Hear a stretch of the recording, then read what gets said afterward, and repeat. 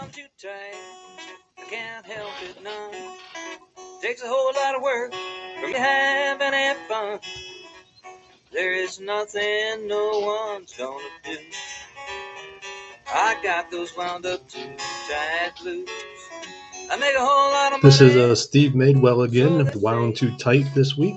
My brother-in-law allowed me to use his music once again, so Wound Too Tight, if you get a chance to see Steve in action here in Northeast Ohio, I would highly recommend it. Great guitarist and great lyricist. So thanks, Steve. Tonight, we are talking about uplifting stories, and I see I had one live viewer, but now I don't.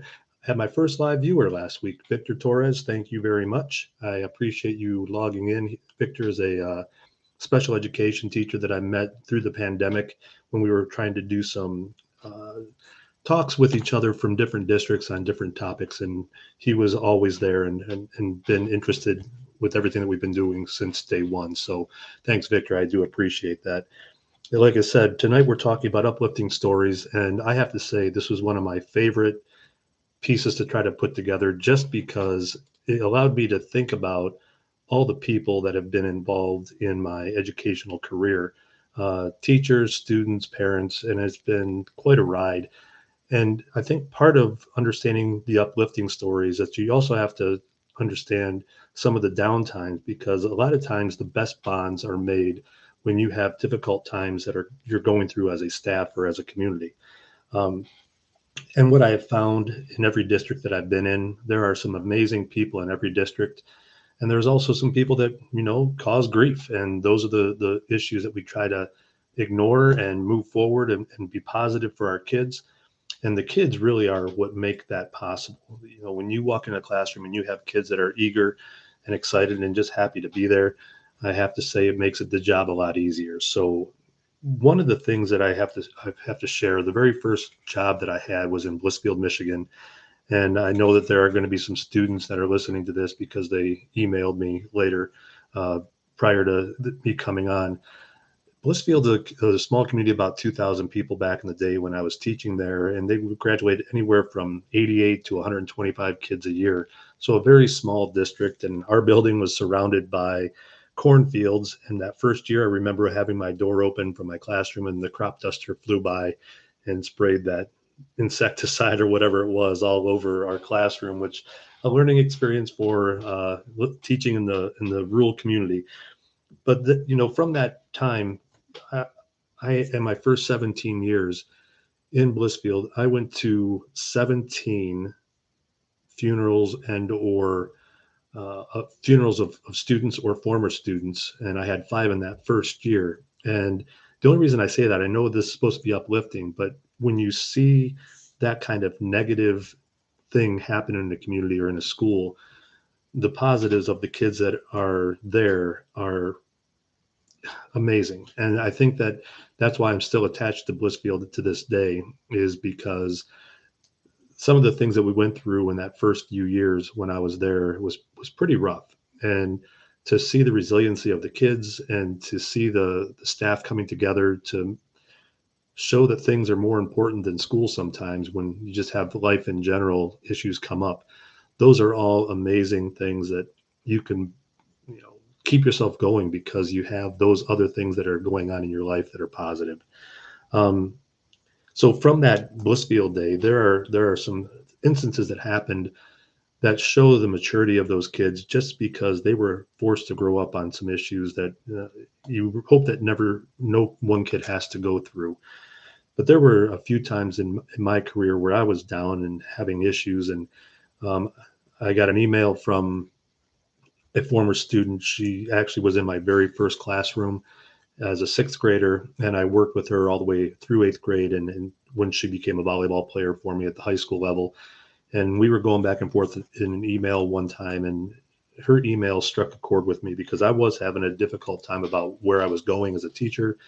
And, she was still in college at that point, but she set me straight on what kind of teacher I should be. She basically said, be the teacher that you would want your kids to have. And that's who the person is that you are. So just keep going.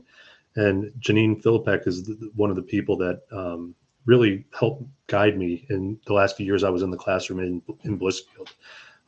just those kind words and her thoughtfulness, and that really did help.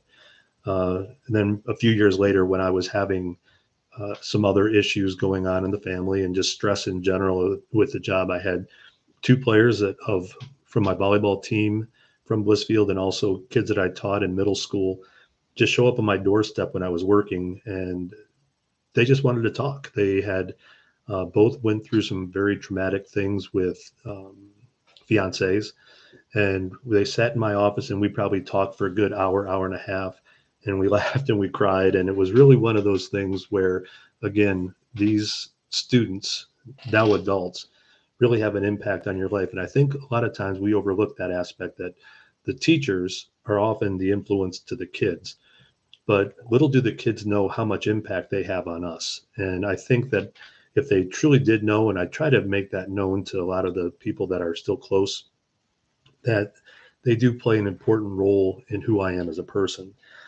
As far as the staff goes, and I'm going to start with the staff, there are so many people that I've worked with, and I know I'm not going to hit them all, and I apologize in advance if you're left off this list, but it wasn't a list that I felt comfortable putting together, only because there were so many people that had such an impact on me. But in Blissfield alone, when I think of Blissfield, I think of Denny Thompson, because not only did he grow up there, he graduated in 1968, but I coached with him. He was a good friend. He helped me move in. He actually sawed my bed frame in half to get it upstairs in my first house. He helped me when I had my back thrown out at the Dundee game, and the Dundee kid was just laughing at me as I was dying from the exhaust fumes that I couldn't move from. So Denny has always been there as one of those positive people, and it's hard to think of Blissfield and not think of Denny. But then, I also had really good friends with Rob Stranges, who, we shared Italian mother stories, and Lyle Cameron, who was my student teacher. I was his student teacher in his first classroom. Warren Nemi and Paul Polka, Betty Kohler, Wayne Heineman, and two of my best friends in the world, Raleigh and Carrie Atkinson. I met Carrie as a first-year teacher in Blissfield, and I ended up working with her husband, Raleigh, who became one of my best friends at Dundee and still is to this day. Those are the days where I was still teaching. So that's where I'm going to focus, because if I went into all the administrative pieces, it's a very different role as an administrator, and those get tough. So just in this past year, many of the students, this is to me a very positive thing, and one of those long-term things you don't see right away. But just in this last year, I worked with so many former students of mine that it was great to see adults that I remember as kids that have made it successful. And I wish I could take credit for all of them, but they were going to be successful with or without me. And those are the kids that, you hang your hat on and just are proud that you had a chance to even interact with them at some point. Eric Dermelian helped me on a few different projects, a few different speaking engagements. Stacy Barrett, and these are maiden names. I don't want to throw out their married names because I'm afraid I might butcher them, or situations may have changed or whatever it may be. But Stacy Barrett, Kat Volk, Lauren Karras Mitchell helped me out. Chris Rupp, who's now the principal in the middle school where I used to teach, and he was a former student. Abby Thompson and Madison and Jess McPeak, Bailey Schuler, Nikki Jensen, Erica Portillo, Erica DeMay, Dan Christ, Kayla Brown, and Kyle Sutherland, who's listening to this on Thursday morning like he always does. But he's gone back and forth with me asking questions about some of the topics that I've put out there. So it's good to know that all these people are willing and able to still lend a helping hand, and give back to me, and I can give back to them in any way possible. It's been a great relationship. One of the stories that I really want to focus on, though, tonight, and I'm going to go over a little bit tonight because this person is worth it. And she's a person that I met when she was in 7th or 8th grade. And in 8th grade, I had her in U.S. history. And at the time, she was always a very nice person to me. And that's something that you can always appreciate. Jessica Voss is her name. And she had some issues at the time. I'm not exactly sure what was going on in the home life, but I know at school, the group she was hanging around struggled in school, not in a real bad way, but just making some bad choices here and there. And she was going down that path. And I always try to be kind when in dealing with students that are, let me rephrase that. I try now to be kind. Back in the day, I wasn't so kind. I would fly off the handle pretty quickly.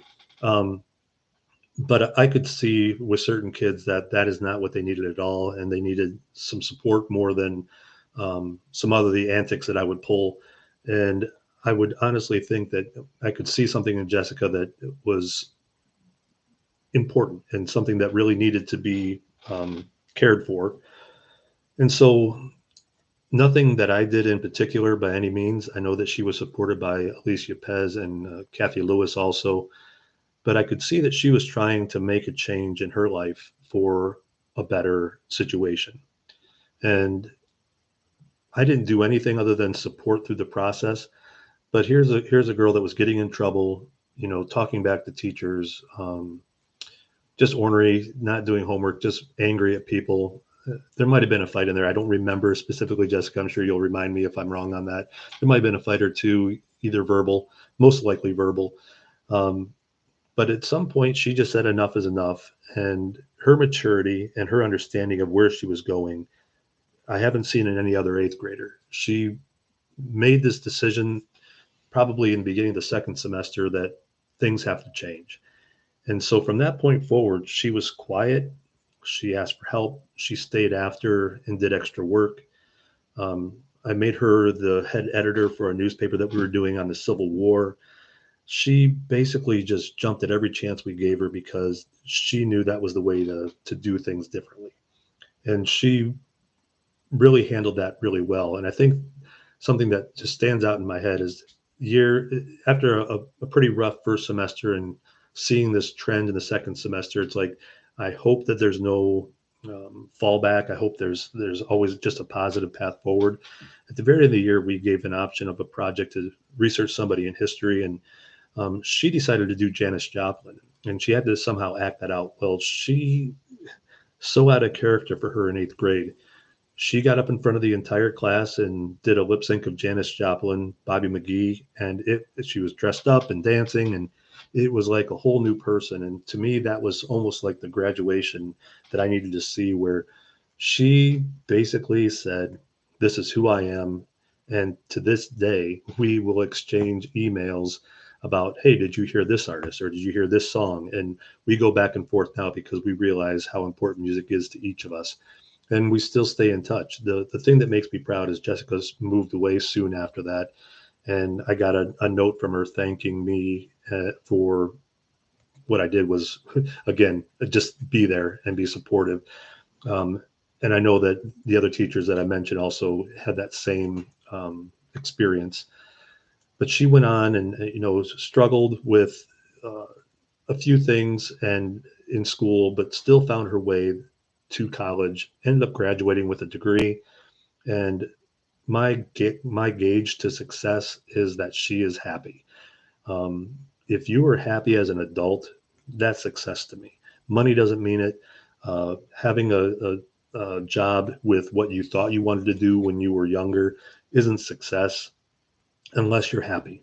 If you're happy, then you have a lot more going for you than most people in this time, especially in today's time.